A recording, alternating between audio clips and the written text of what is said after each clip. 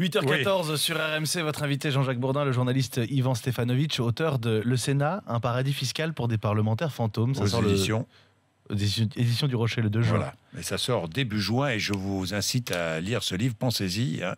Il sort dans quelques jours. Ivan Stefanovic, bonjour. Bonjour. Merci d'être avec nous ce matin. Longue enquête donc sur le Sénat, c'est pas votre première enquête, sur les dérives de la République et notamment les dérives parlementaires. L'Assemblée ou le Sénat. Là, intéressons-nous au Sénat. Il y a donc 348 sénateurs dans notre pays. Une indemnité pour chaque sénateur totale de 11 350 euros. Net. Je ne parle pas du président, c'est 18 000 euros. Hein. Net. Bon, très bien. 6 000 euros de frais remboursés sans aucun justificatif, déjà. Ça fait partie des 11 000. Hein. Oui, bah oui. Sans aucun justificatif. On est le seul pays au monde avec la Belgique. Seul pays au monde avec la Belgique. Ouais. Bon. La Belgique, c'est moins, c'est 2 000 euros. C'est 2 000 euros en Belgique. Bon, très bien, ça commence fort. Impôt sur le revenu payé par un sénateur, combien ? 4 130 euros par mois. C'est-à-dire que son impôt est calculé sur 4 130 euros. Ouais. Et non pas sur 11 350. Non. Et pourquoi ça ? Parce qu'il y a toutes sortes d'indemnités. Il y a une indemnité dite de fonction qui est de 1 420 euros. Oui. On ne sait pas très bien ce que c'est. Alors, curieusement, on retire dessus la CSG, la CRDS, là, mais c'est considéré comme des frais.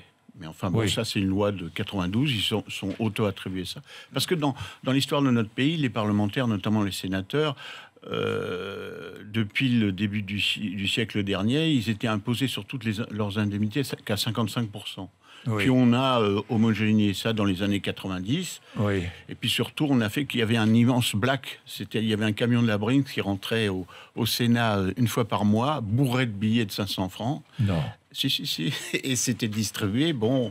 en frais et en... C'est fini, ça, non ? Pardon ? C'est fini, ça ? C'est fini depuis 97. Oui. Hein. C'est cette indemnité représentative de frais de mandat. Donc, on a fait passer le black...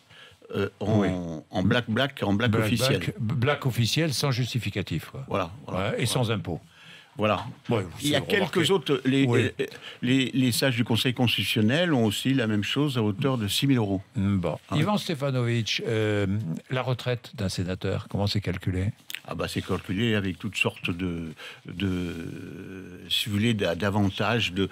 C'est tout ce qui par exemple, il y a 45 dignitaires qui ont, chaque fois que vous êtes vice-président du Sénat, questeur et deux, vous avez 4 000, 2 000 en plus. Ce qui fait que Charras, aujourd'hui, rien qu'avec le Sénat, il a une retraite de 13 000 euros brut. Ah bon ?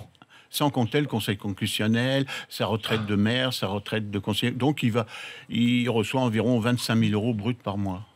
Combien ? 25 000. Non, mais attendez, 25 000 euros de retraite. Oui. Ah, c'est pas mal, non ? C'est pas mal, non, Yvan ? Avec le Conseil constitutionnel. Oui, avec le Conseil constitutionnel. Mais il a 13 000 euros. Disons qu'il a retraite, un peu plus de 15 000 euros brut de retraite. J'ai vu, et c'est une info que vous donnez dans votre livre, j'ai vu que des sénateurs, 14 ont été sanctionnés, c'est une première, en fin d'année 2015 pour absentéisme. Ce sont des révélations que vous faites. Alors, qui y a dans cette liste ? Attendez, il faut que je ne sais pas ça par cœur. Oui, non, on va pas la donner par cœur, mais... Non, mais il y a, je dirais, pour la plupart, c'est des gens, je dirais, 10-12... c'est des distraits et c'est des gens qui n'ont pas de relation au sein de la haute hiérarchie du Sénat et surtout des relations politiques. Par exemple, il y a le brave Serge Dassault qui vient tout le temps. Serge Dassault, oui. Et puis il a oublié qu'il fallait venir aux questions orales parce qu'il y a différents thermomètres. Oui, donc lui, finalement, il est là, quoi, lui. Mais maintenant, il est là impeccable parce qu'il ne savait pas. Il ne savait pas, oui. Il a dû payer une amende de 2 150 euros. Oui, c'est terrible. Oui, pour Serge Dassault, c'est terrible. Si vous ne venez pas du tout au Sénat... Oui.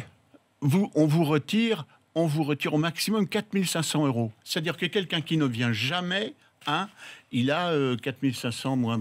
ça moins fait, 11 000 et quelques, il a 7 000 euros pour rester chez lui, quoi. C'est le cas depuis 19 mois de M. Paul Vergès, sénateur de La Réunion, qui est en longue maladie, et il touche son IRFM, c'est-à-dire les 6 000 euros, il les touche tous les mois. Ah oui. Il n'est pas question, comme un citoyen moyen, d'aller vérifier s'il est bien malade.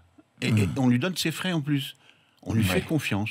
Ça, c'est extraordinaire. Il a une excuse. Mais Bon, Ouais. on lui fait confiance. Alors, dans la liste, il y a Gérard Collomb, que je reçois tout à l'heure, qui est le sénateur maire de Lyon, Oui, qui a mais- amélioré sa situation. Là, Bah vous oui, dites. par rapport à avant, il vient beaucoup. Il vient Mais quand beaucoup vous plus, comparez, par exemple, Monsieur Placé, Jean-Vincent Placé, Jean-Vincent tiens. Placé, Voilà. il est venu 3 fois à la commission de la Défense, et la commission de la Défense est revenue 20 fois. Et bon, on a trouvé qu'il avait fait un voyage avec François Hollande. Et le Front comme National qui nous donne sans cesse des leçons. Les 2 sénateurs, Ah, ils sont jamais sanctionnés. là. Non, ils sont jamais là. Ben non, parce qu'eux, ils préfèrent être devant les caméras dans l'hémicycle. Donc, ils viennent très rarement aux commissions. Oui, très Donc, rarement. ils sont sanctionnés. Donc, ils sont sanctionnés, les 2 à chaque sénateurs fois. du Front National, Ravier et Racheline, c'est ça? C'est ça. C'est ça. Oui, donc ils sont 14 et d'autres. Dites-moi, suppression du Sénat ou alors on fait comme aux États-Unis. Il y a combien de sénateurs aux États-Unis? 100, hein? 100. Moi, Ouais. je crois qu'il en faudrait un par département, puis des gens qui travaillent. Parce qu'il faut dire, faire sérieusement, il y a entre 50 et 100 sénateurs qui font tourner le Sénat, qui font le boulot dans les commissions, qui préparent les lois. Oui. Les autres, ils se promènent. Oui. Ils viennent toucher leur fric, c'est tout. Oui, c'est tout. Oui. C'est tout ce qu'ils font. Et il y a un système d'excuses, Ouais. si vous voulez, comme à l'école, qui n'existe pas dans les entreprises. Eh ben, quand vous risquez d'être sanctionné, eh ben, on décide, il y a 4 personnages au sein du Sénat, le premier questeur, le secrétaire général de la questure, le secrétaire général de la présidence et le président, qui décident que vous pouvez être excusé pour un cas de force majeure, qu'on ne peut pas. Moi, il y a un sénateur qui m'a raconté, ma femme est malade. Un bosseur. Ma femme est malade, elle a un cancer du sein. J'habite dans au fin fond du département, dans le sud-ouest. Et qu'est-ce que je vais voir? Je vais voir le président du Sénat, je lui dis, je voudrais m'occuper de ma femme. Elle est toute seule, etc. Et ben, sur sa bonne parole, on lui a donné 2 mois comme ça d'excuses. Mais quelqu'un peut être tout à fait de mauvaise foi. C'est ce qu'on appelle le cas de force majeure, qui est invérifiable.